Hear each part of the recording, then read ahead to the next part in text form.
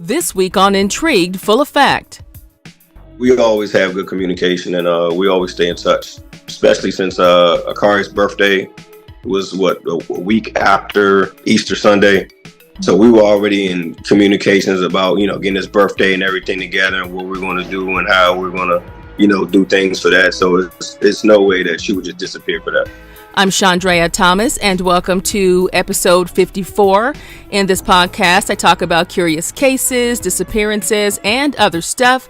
And today I'm talking about the disappearance and now murder of 30-year-old Danielle Moss from Washington, D.C. I was originally set to put this podcast episode out a while back when I interviewed Danielle's former boyfriend, Andre Hudson, the father of her 4-year-old son and only child. That interview was on Saturday, June the 10th. Then I received information that her body was found the very next day, June 11th. So the dynamics of me doing this episode changed, and I held on to it for a while, and I decided to focus on what I knew about Danielle as a person. Now, just to be clear, it's my understanding that Danielle disappeared in D.C. while Andre and her son were on vacation in Florida. Andre told me he wanted Danielle to join them, but she decided to not go and stayed home because she had to work. To give you some perspective on the situation, according to an NBC Dateline report, Danielle was last seen in the early morning hours of Sunday, April 9th, 2023, over the Easter holiday weekend after leaving a family gathering. It was also reported that Danielle went to work at her new job the day before her disappearance and called her parents from work, telling them that she was coming over for Easter dinner, but she never arrived. Danielle was reported missing 2 days later by her family when they confirmed that she did not show up for work after the holiday. There was also information circulating that Danielle was last seen sometime between 11 a.m. and noon on Easter at a store about 1 block away from her home at the 2300 block of Q Street in D.C. But that information hasn't been fully confirmed because family members say investigators can't find any video or pictures to prove she was in the area on that day. The report also says that those close to Danielle believe that she was involved with people who didn't have her best interest in mind.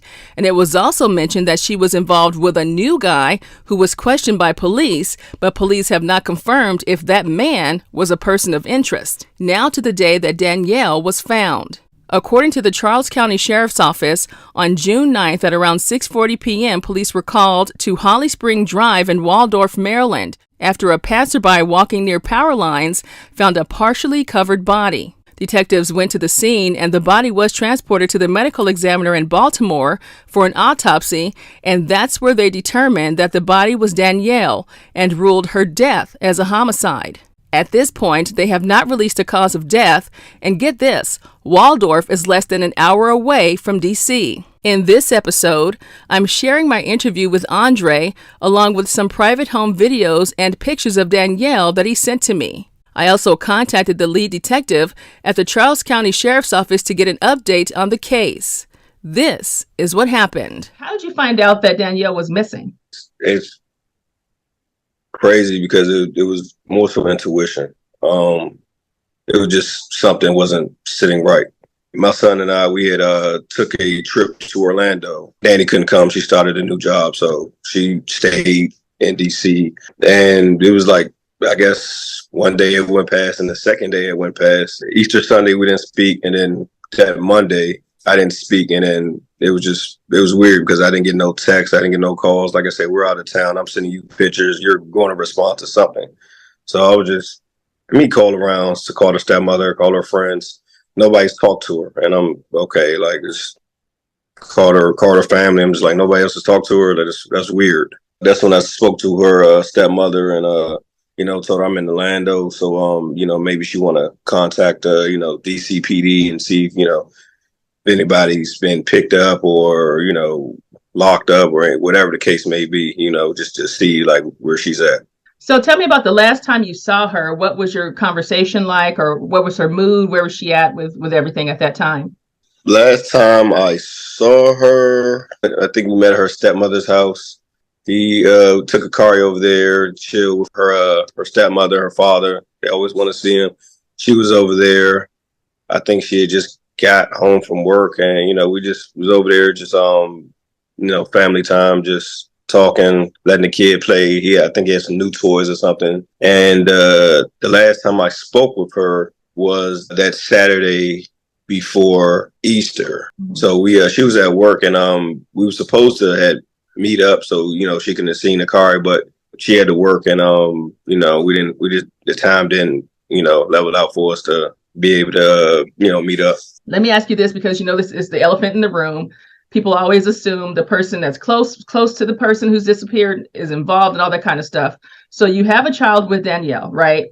I know police have had conversations with you. I mean, is everything just to make sure you've been cleared of all this stuff so there's no issue with you? You know what I'm saying? Actually, I haven't had any.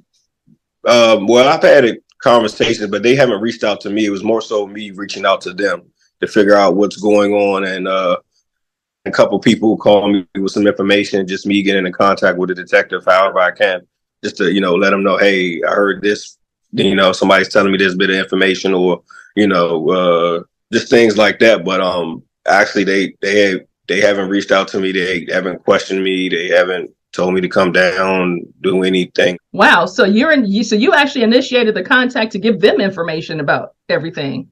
Yeah, because I had when I got back in town that Wednesday, I made some flyers. Me and her cousin had went out. A couple of her friends had went out. We just had some flyers around DC, around any area that she's supposed to have been seen or been around. And so my contact number was on the flyer. So people would call me with bits of information or whatever they heard. I even had information from the other person's side call me and just tell me things. It's just I think we need to just clarify some stuff too. So you were not in a relationship with her. You were in a totally separate relationship, and she had her own separate situation going on. So you guys were not together at this time, right? No, we weren't together. We were together for about 14 years, and we decided to take some space about a year and a half ago, maybe 2 years almost, something like that. So no, we weren't in a relationship. Andre says when contact with Danielle suddenly stopped, it quickly sparked an alarm with Danielle's loved ones. He also says that she was a loving mother who had contact with him and their child on a daily basis, adding that they were close with a good co-parenting relationship. So, me and Danielle, regardless of our relationship status, we're still close. I mean, we speak every day. I'm thinking, from your perspective, it has to be very, very difficult for you because you have been with her for 13, 14 years. So what has this been like for you, this whole experience? I mean, honestly, it's terrible. I don't even know the word to use for it, but excuse my language, just fucked up. Honestly, I don't even know how else to describe it. Is there anything that you think you would have done differently knowing what you know now? No, I've never been in a situation like this, not a person missing, but the mother of my child. Anything I could have done differently to prevent it, made sure she got on that plane with me to Orlando. Do you think about that a lot? Yeah, I do. Here's some sound from one of the videos that Andre sent me. Hey, Corey, you ready? Say hi, Daddy. You ready to go? Say hi, Daddy. Got my son, just trying to take it day by day, best way I can. So as far as what was her state of mind? Was she, just kind of her regular self? Had anything changed in her life? Was in a separate relationship, or she was dating someone else at that time? What was going on with her? I'm not sure. I just, I've never, met the other person. I just only what people have told me. They just said it wasn't healthy. It was not a healthy relationship. Just, keep my son away. These are from her people. I've never met the guy.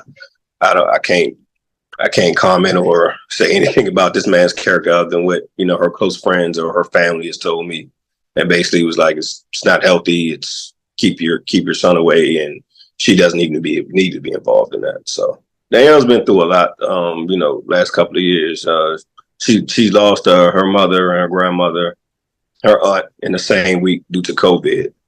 So this is all within 7 days. She lost, the three, one of the three top people in her life. So, it's a lot on a person. So, she was doing good. She was getting back to her normal self. It just took a toll on her. You know, she was trying to get back to her normal self, get back in her routine and things. And I think, you know, just, you know, seeing the car and, you know, working again, doing things, you know, family oriented, just helped her mental. Like I said, it was another situation, you know, something else was into the picture with kind of, I don't know what, you know, direction to push her in, but, you know, some things were just healthy for her and other things wasn't. And so you guys were sharing custody of your son, or you guys were like 50-50, or he's with you most of the time, or? He's with me. Just because he's with me, that didn't stop anything. You know, Danielle would come over all the time. Has anyone ever given you any theories about what may have happened or could have happened or any of that? Or you just kind of was just 100% like, we just don't know? I have an idea. You know, detectives, pretty much everybody has an idea of what happened. Let me ask you this. So tell me about Danielle's personality. What is she like as a person? You know, what is her favorite thing to do? I imagine hanging with her kid. But, you know, tell me about what she's like, because people see the pictures, but they don't know the full picture and scope of a person. And so I wanted to make sure that we kind of make sure people understood, you know, what she's like. Danielle is, I'll say, fun, outgoing, friendly, loving. She loves hard, very family oriented. I think she's OCD. She just loves to clean all the time. Yeah, basically that's pretty much Danielle in a nutshell. I mean, she loves her family. She loves her kid. You know, she likes to have fun. I mean, who doesn't?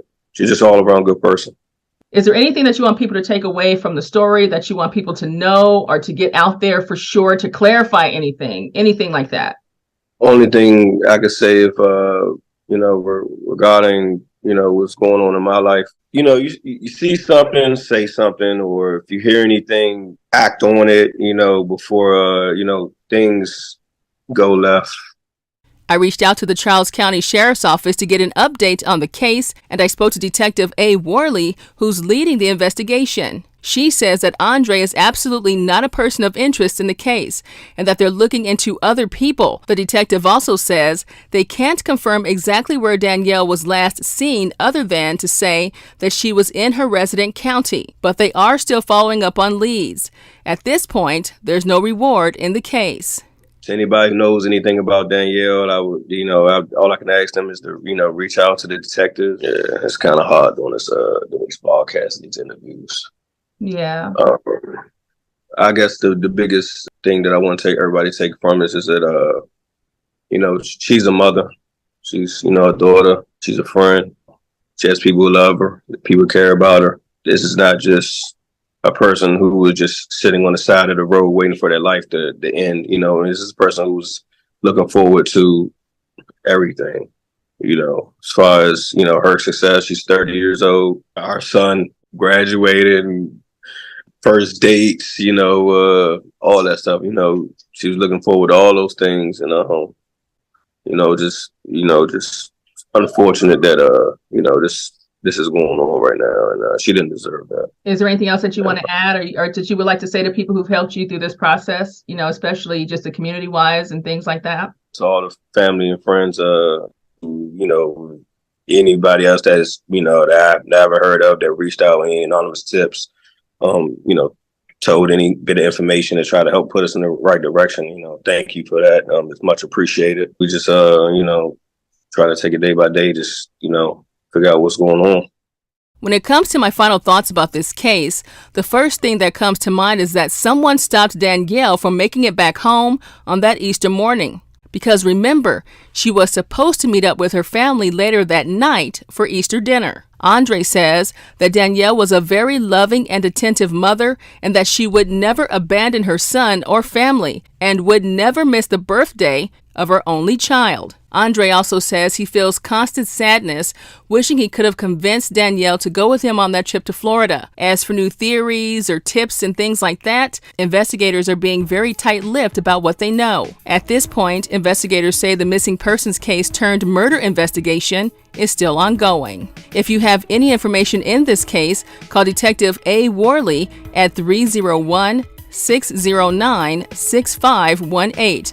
You can also remain anonymous by calling Crime Solvers at 866-411-TIPS. I'll keep an eye on this case and I'll let you know what happens next. If you have a case that you want me to check out, just visit the Intrigued Full Effect website or email me at intriguedfulleffect@hotmail.com. Until next time, be safe and stay true. The views, information, or opinions expressed during the Intrigued Full Effect, Curious Cases, Disappearances, and Other Stuff podcast are solely those of the individuals involved and do not necessarily represent those of the host.